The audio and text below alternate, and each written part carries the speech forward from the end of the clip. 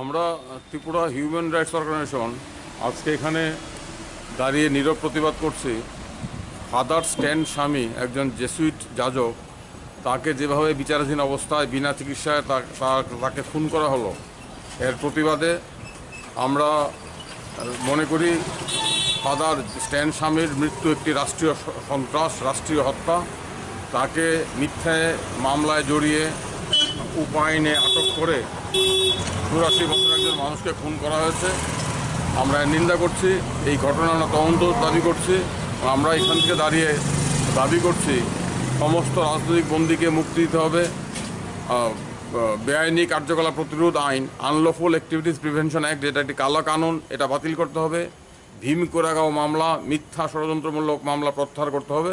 আমরা লক্ষ্য করছি সারা দেশে কেন্দ্রীয় সরকার এবং রাজ্য সরকারগুলো মানুষের গণতান্ত্রিক প্রতিবাদকে দমন করার জন্য বিভিন্ন কালা কানুনের সাহায্য নিচ্ছেন। তারা মানবাধিকার কর্মী, রাজনৈতিক কর্মী, কবি, লেখক, শিল্পী, সাহিত্যিক যারাই সরকারের সমালোচনা করছেন, যারাই জনগণের স্বার্থে কথা বলছেন, তাদের বিরুদ্ধে মিথ্যা ষড়যন্ত্রমূলক মামলা দায়ের করছেন। তাদেরকে কালা কানুনে গ্রেপ্তার করে মাসের পর মাস জেলে আটক রাখছেন। দেশে এক অঘোষিত জরুরি অবস্থা চলছে। ফাদার স্ট্যান স্বামী 84 বছরের মানুষ, যিনি সারা জীবন আদিবাসীদের জন্য লড়াই সংগ্রাম করেছেন, শান্তি, সমানাধিকার, সামাজিক ন্যায়ের জন্য লড়াই সংগ্রাম করেছেন, তাকে রাষ্ট্রীয় মদতে বিনা বেচের আটক রেখে জেলে বিনা চিকিৎসায় রেখে তাকে মৃত্যুবরণ করতে বাধ্য করা হয়েছে। আমরা এই ঘটনা ধিক্কার জানাই।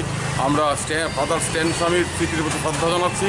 আমরা সারা দেশে মানবাধিকার কর্মী, কবি, সাহিত্যিক, শিল্পীদের মিথ্যা মামলায় জড়িয়ে আটক রাখার বিরুদ্ধে আমাদের প্রতিবাদ জ্ঞাপন করছি। আমরা দাবি করছি অবিলম্বে সমস্ত কালাকানুন, বিশেষত আনলফুল অ্যাক্টিভিটিস প্রিভেনশন অ্যাক্ট বাতিল করতে হবে, ভীম কোরেগাঁও মামলা প্রত্যাহার করতে হবে এবং সমস্ত রাজনৈতিক বন্দীকে বিনা শর্তে মুক্তি দিতে হবে। এই দাবিটি আজকে আমাদের এখানে নীরব অবস্থান, নীরব প্রতিবাদ।